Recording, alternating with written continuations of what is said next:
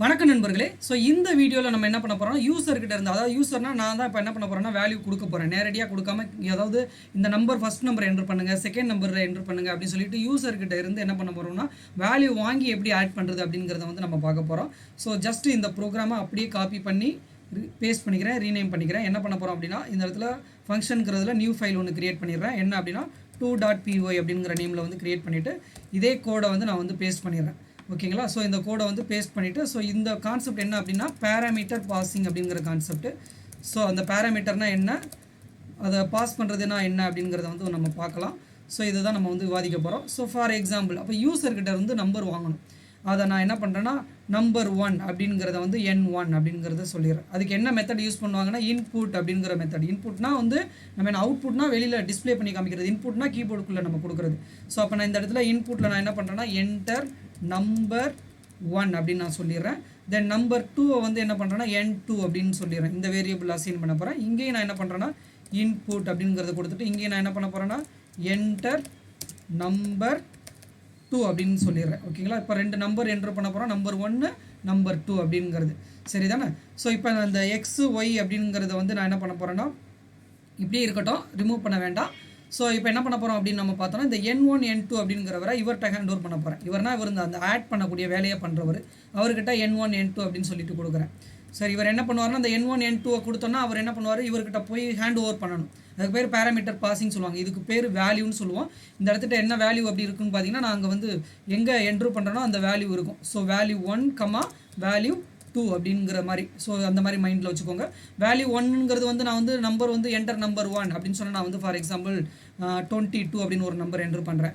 நம்ம enter number 2 அப்படின்னு சொல்லிட்டா அந்த இடத்துல நான் என்ன பண்ணுறேன் 33 அப்படின்னு ஒரு நம்பர் என்ட்ரு பண்ணுறேன். இந்த 22ங்கிறது N1ல் ஸ்டோர் ஆகும், 33ங்கிறது N2ல் ஸ்டோர் ஆகும். அப்போ இந்த N1 N2ல் நம்ம சொல்லும் போது என்ன ஆகும், இது வேல்யூ 1 எடுத்துக்கும் 22 அண்ட் வேல்யூ 2ல் 33 எடுத்துக்கும். இவங்களை வந்து என்ன ஆகுனா இங்கே போய் பாஸ் பண்ணும், இந்த இடத்துக்கிட்ட தான் பாஸ் பண்ணும். அந்த பாஸ் பண்ணுறதை வந்து கெட் பண்ணுறதுக்காக இந்த இடத்துல நான் என்ன பண்ணுறேன்னா பேராமீட்டர் 1 அப்படின்னு நான் சொல்லிடுறேன். ஸோ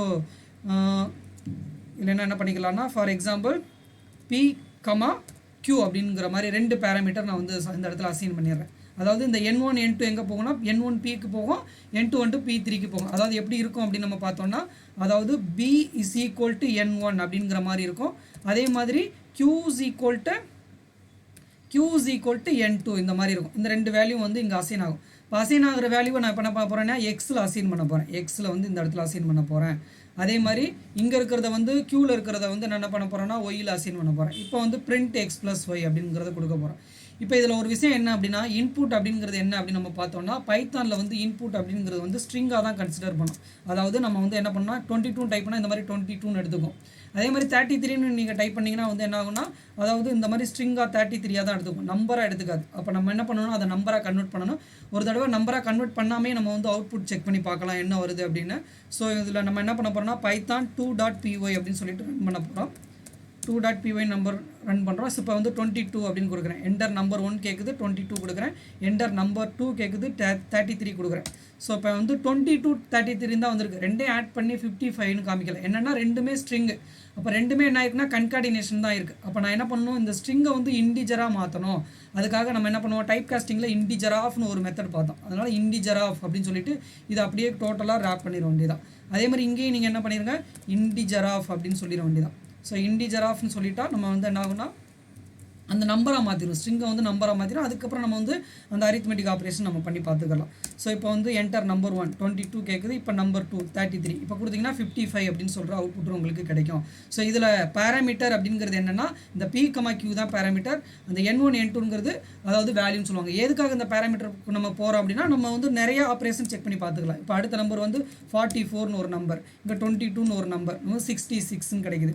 ஸோ அடுத்த நம்பர் வந்து பார்க்குறேன்னா இப்போ வந்து 35ன்னு ஒரு நம்பர் இருக்குது, 65ன்னு ஒரு நம்பர் இருக்குது, ஆட் பண்ணால் 100 கிடைக்குது. இந்த மாதிரி டிஃப்ரெண்ட் அதாவது டிஃப்ரெண்ட் வேல்யூவை கொடுத்து நம்ம வந்து செக் பண்ணி பார்க்கலாம் கால்குலேட்டரில் இருக்கிற மாதிரி.